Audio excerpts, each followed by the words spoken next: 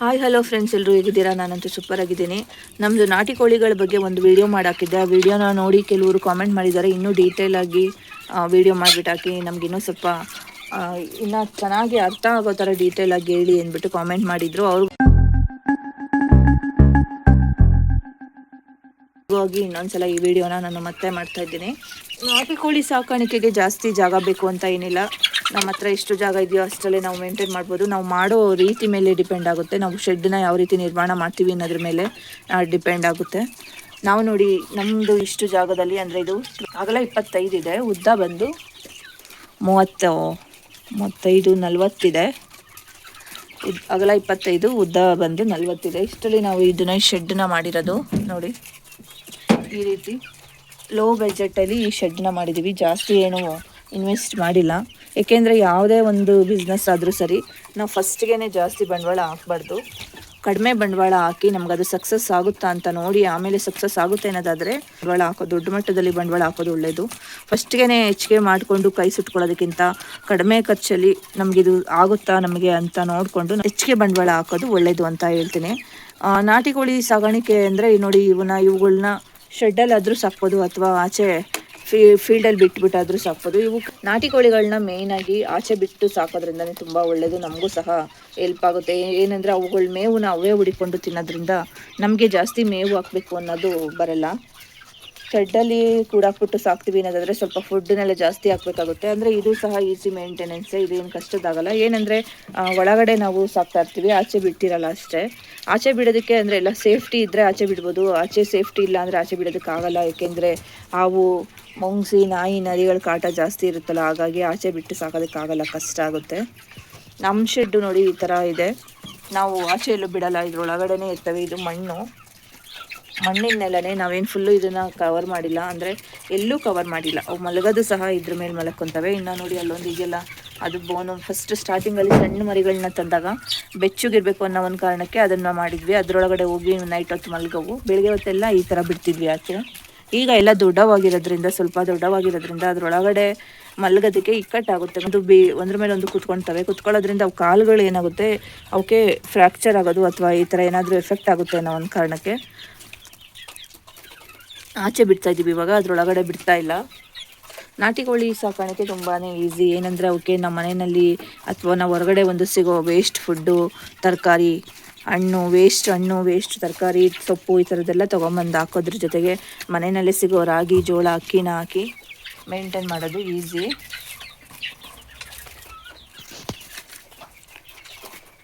ಮತ್ತು ಇದು ಮೇಯ್ನಾಗಿ ಮನೆಯಲ್ಲೇ ಇರೋ, ಅಂದರೆ ನಾವು ಏನು ಲೇಡೀಸ್ ಏನಾದರೂ ಬಿಸ್ನೆಸ್ ಮಾಡಬೇಕು, ನಾವು ಕಡಿಮೆ ಇನ್ವೆಸ್ಟ್ಮೆಂಟಲ್ಲಿ ಏನಾದಾದರೆ ಇದು ಒಂದು ಬೆಸ್ಟ್ ಬಿಸ್ನೆಸ್ಸು. ತುಂಬ ಟೈಮು ಏನು ಬೇಕಾಗಲ್ಲ ಇದಕ್ಕೆ. ಬೆಳಗ್ಗೆ 1/4 ಗಂಟೆ, ಮಧ್ಯಾಹ್ನ ಮತ್ತು ಸಂಜೆ 1/4 ಗಂಟೆನೂ ಬೇಡ, ಒಂದು 10 ನಿಮಿಷ ಇಲ್ಲಾಂದರೆ 20 ನಿಮಿಷ ಟೈಮ್ ಕೊಟ್ಟರೆ ಸಾಕು. ಇವಕ್ಕೆ ಜಾಸ್ತಿ ಟೈಮ್ ಬೇಕು ಅಂತಲೂ ಏನಿಲ್ಲ. ಮನೆಯಲ್ಲೇ ಇರೋ ಲೇಡೀಸಿಗಾಗ್ಬೋದು ಅಥವಾ ಏಜ್ ಆಗಿರೋರ್ಗಾಗ್ಬೋದು, ಹೊರಗಡೆ ಹೋಗಿ ಅವರಿಗೆ ದುಡಿಯೋದಕ್ಕೆ ಕಷ್ಟ ಆಗುತ್ತೆ ಅನ್ನೋರಿಗೆ ಇದು ಒಂದು ಬೆಸ್ಟ್ ಬಿಸ್ನೆಸ್ಸು. ಜೊತೆಗೆ ಏನಾದರೂ ತೋಟ ಆ ಥರ ಏನಾದರೂ ಇದ್ದರೆ, ತೋಟದಲ್ಲಿ ಸಿಗೋ ಈ ಬಾಳೆಕಂದು ಈ ಥರದ್ದೆಲ್ಲ ತೊಗೊಂಬಂದು ಹಾಕ್ತಾಯಿದ್ರೆ ನಾಟಿ ಕೋಳಿಗಳಿಗೆ ತುಂಬಾ ಒಳ್ಳೆಯದು. ಅದ್ರದ್ದು ಗ್ರೌತಿಂಗು ಚೆನ್ನಾಗಾಗುತ್ತೆ. ಮತ್ತು ಅವು ವೆಯ್ಟ್ ಸಹ ಚೆನ್ನಾಗಿ ಬರ್ತವೆ ಈ ಬಾಳೆಕಂದನ್ನೆಲ್ಲ ತಿನ್ನೋದ್ರಿಂದ.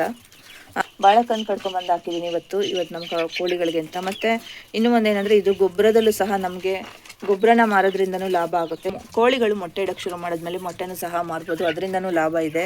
ಒಳ್ಳೆ ಇನ್ವೆಸ್ಟ್ಮೆಂಟು, ಅಂದರೆ ಇದು ಇನ್ವೆಸ್ಟ್ಮೆಂಟ್ ಹಾಕಿದ್ರೆ ಇದು ಒಂದು ಒಳ್ಳೆ ಬಿಸ್ನೆಸ್ ಅಂತ ಹೇಳೋದಕ್ಕೆ ಇಷ್ಟಪಡ್ತೀನಿ.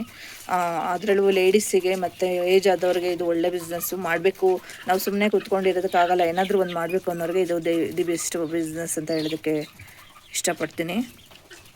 ನಾನು ತೊಗೊಂಬಂದಿದ್ದು ಈ ಮರಿಗಳನ್ನ 1 ತಿಂಗಳಿಗೆ, ಇನ್ನೂ 1 ತಿಂಗಳು ಸಹ ಆಗಿಲ್ಲ. 24 ಡೇಸ್ ಆಗಿತ್ತು ನಾನು ತೊಗೊಂಬಂದಾಗ ಈ ಮರಿಗಳನ್ನ. ಈಗಾಗಲೇ ಇವು ನಾನು ತೊಗೊಂಬಂದು 2 ಮಂತ್ಸ್ ಆಗ್ತಾ ಬಂತು. ಈ ಥರ ಗ್ರೌಟಿಂಗ್ ಆಗಿದೆ. ಮತ್ತು ನಾಟಿ ಕೋಳಿಗಳಿಗೆ ಜಾಸ್ತಿ ನಾವು ಮೆಡಿಸನ್ ಏನು ಕೊಡೋವಾಗಿಲ್ಲ. ಈ ಫಾರಮ್ ಕೋಳಿಗಳನ್ನ ಸಾಕ್ತೀವಲ್ಲ, ಅವಕ್ಕೆ ಮೆಡಿಸನ್ ಇಂಜೆಕ್ಷನು ಈ ಥರದ್ದೆಲ್ಲ ಜಾಸ್ತಿ ಇರುತ್ತೆ. ಇವಕ್ಕೆ ಮೆಡಿಸನ್ ಏನು ಜಾಸ್ತಿ ಇರಲ್ಲ, ಏಕೆಂದರೆ ಇವಕ್ಕಷ್ಟು ರೋಗ ಬರಲ್ಲ. ರೋಗ ಬರದಲ್ಲೇ ಇರೋ ಹಾಗೆ ನಾವು ಮೇಂಟೈನ್ ಮಾಡಬೇಕು. ಅಷ್ಟು ಬರಲ್ಲ. ಅದು ಮೇಯ್ನಾಗಿ ನಾವು ಕ್ಲೀನ್ನೆಸ್ನ ಮೇಂಟೈನ್ ಮಾಡಬೇಕು. ಕ್ಲೀನಾಗಿಲ್ಲ ಅಂದರೆ ಶೆಡ್ನ ಅವಾಗವಾಗ ಕ್ಲೀನ್ ಮಾಡ್ತಾ ಇರಬೇಕು. ಆಮೇಲೆ ನೀರು ಅಷ್ಟೇ, ಮೇಯ್ನಾಗಿ ನಾವು ಒಳ್ಳೆ ನೀರನ್ನ ಕೊಡಬೇಕು. ಅಂದರೆ ಗಲೀಜು ನೀರನ್ನ ಗಲೀಜು ನೀರನ್ನ ಕುಡಿದಷ್ಟು ಆರೋಗ್ಯ ಹಾಳಾಗುತ್ತೆ.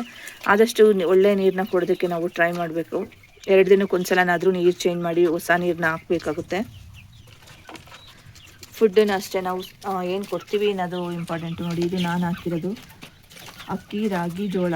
ಅಕ್ಕಿ ನೋಡಿ, ನಾನು ಅಕ್ಕಿ ಕ್ವಾಂಟಿಟಿ ನೋಡಿ ಎಷ್ಟಿದೆ ಅಂತ. ಅಕ್ಕಿ ನಾನು ಕಡಿಮೆ ಹಾಕಿದ್ದೀನಿ, 1/4% ಅಕ್ಕಿನೂ ಹಾಕಲ್ಲ ನಾನು. ಅಕ್ಕಿ ಕಡಿಮೆ ಹಾಕ್ತೀನಿ. ಅಕ್ಕಿನ ಜಾಸ್ತಿ ಕೊಡ್ತಾ ಇದ್ರೆ ಲೂಸ್ ಮೋಷನ್ ಆಗುತ್ತೆ. ಹಾಗಾಗಿ ಅಕ್ಕಿನ ಜಾಸ್ತಿ ಕೊಡೋದಕ್ಕೆ ಹೋಗ್ಬಾರ್ದು. ಮತ್ತು ಅವಕ್ಕೆ ವೆಯ್ಟ್ ಸಹ ಬರಲ್ಲ. ಅಕ್ಕಿ ಜಾಸ್ತಿ ತಿಂತಿದ್ರೆ ವೆಯ್ಟ್ ಬರಲ್ಲ. ಹಾಗಾಗಿ ಅಕ್ಕಿನ ಕೊಡೋದನ್ನ ಕಡಿಮೆ ಮಾಡಿ. ನಾಟಿ ಕೋಳಿಗಳನ್ನ ನಾವು ತೊಗೊಂಬಂದು 1 ತಿಂಗಳು ಮರಿನ ನಾವು ತೊಗೊಂಬಂದು 4-5 ತಿಂಗಳು ಸಾಕಿದ್ರೆ 6ನೇ ತಿಂಗಳಿಂದ ಅವು ಮೊಟ್ಟೆ ಇಡೋದಕ್ಕೆ ಶುರು ಮಾಡ್ತವೆ. ಮೊಟ್ಟೆ ಇಡೋಕ್ಕೆ ಶುರು ಮಾಡಿದ್ಮೇಲೆ ಮೊಟ್ಟೆನೂ ಸಹ ನಾವು ಮಾರ್ಬೋದು. ನಾಟಿ ಕೋಳಿ ಸಾಕಾಣಿಕೆಯಿಂದ ಯಾವುದೇ ರೀತಿ ಏನು ನಷ್ಟ ಆಗಲ್ಲ ಅಂತ ಹೇಳೋದಕ್ಕೆ ಇಷ್ಟಪಡ್ತೀನಿ. ನಾವು ಮೇಯ್ನಾಗಿ ಕ್ಲೀನಾಗಿ ಅವಕ್ಕೆ ಮೇಯ್ನು 3 ಒಂದು ಏನು ಒಳ್ಳೆ ಫುಡ್ಡನ್ನ ಹಾಕಬೇಕು. ಒಳ್ಳೆ ಫುಡ್ಡು ಅಂತ ಅಂದರೆ ಟೈಮಿಗೆ ಕರೆಕ್ಟಾಗಿ ನಾವು ಫುಡ್ಡನ್ನ ಹಾಕಬೇಕು. 2ನೇದು ಕ್ಲೀನಾಗಿ ಶೆಡ್ಡನ್ನ ಕ್ಲೀನಾಗಿ ಇಟ್ಕೊಬೇಕು. 3ನೇದು ಒಳ್ಳೆ ನೀರನ್ನ ಕೊಡಬೇಕು ಕುಡಿಯೋದಕ್ಕೆ. ಈ 3 ನಾವು ಮೇಂಟೈನ್ ಮಾಡ್ತಾ ಹೋದರೆ ನಾಟಿ ಕೋಳಿಗಳನ್ನ ಸಾಕೋದೇನು ಕಷ್ಟ ಅಲ್ಲ. ಮತ್ತು ಅವಕ್ಕೂ ಯಾವುದೇ ರೀತಿ ಕಾಯಿಲೆಗಳು ಬರಲ್ಲ ಅಂತ ಹೇಳೋದಕ್ಕೆ ಇಷ್ಟಪಡ್ತೀನಿ. ಇನ್ನೂ ಹೆಚ್ಚಿನ ಡೀಟೇಲ್ ಬೇಕು ಅಂದರೆ ನೀವು ಡೈರೆಕ್ಟಾಗಿ ಬಂದು ನಮ್ಮ ಶೆಡ್ನ ನೋಡ್ಬೋದು. ನಮ್ಮ ಕೋಳಿಗಳಿಗೆ ಯಾವ್ಯಾವ ರೀತಿ ಫುಡ್ನ ಕೊಡ್ತಿದ್ದೀನಿ, ಯಾವ ರೀತಿ ಮೇಂಟೈನ್ ಮಾಡ್ತಾಯಿದ್ದೀನಿ ಅನ್ನೋದನ್ನು ನೀವೇ ಡೈರೆಕ್ಟಾಗಿ ಬಂದು ಇಲ್ಲಿ ನೋಡ್ಬೋದು. ಇಲ್ಲಿಗೆ ನಾನು ಈ ವಿಡಿಯೋನ ಎಂಡ್ ಮಾಡ್ತಾಯಿದ್ದೀನಿ. ವಿಡಿಯೋ ಇಷ್ಟ ಆಗಿದ್ದರೆ ಲೈಕ್ ಮಾಡಿ, ಶೇರ್ ಮಾಡಿ, ನನ್ನ ಚಾನಲ್ನ ಸಬ್ಸ್ಕ್ರೈಬ್ ಮಾಡಿ. ಯಾರಾದರೂ ನಿಮ್ಮ ಫ್ಯಾಮಿಲಿಲಿ, ಫ್ರೆಂಡ್ಸಲ್ಲಿ ನಾಟಿ ಕೋಳಿಗಳು ಸಾಕಬೇಕು ಅಂತ ಏನಾದರೂ ಇಂಟ್ರೆಸ್ಟ್ ಇದ್ದರೆ ಅವ್ರಿಗೆ ಈ ವಿಡಿಯೋನ ಶೇರ್ ಮಾಡಿ.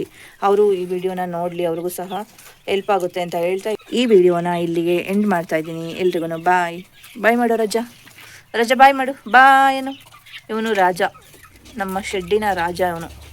ರಾಣಿ ಅಲ್ಲೆಲ್ಲೋ ಇದ್ದಾಳೆ. ರಾಣಿ ಎಲ್ಲೋಗಿದ್ದಾಳೆ? ರಾಣಿ ಅಂದ ತಕ್ಷಣ ಬಂದು ನೋಡಿ, ಅವಳು ರಾಣಿ. ಇವನು ರಾಜ, ಅವಳು ರಾಣಿ. ಓಕೆ ಫ್ರೆಂಡ್ಸ್, ಬಾಯ್.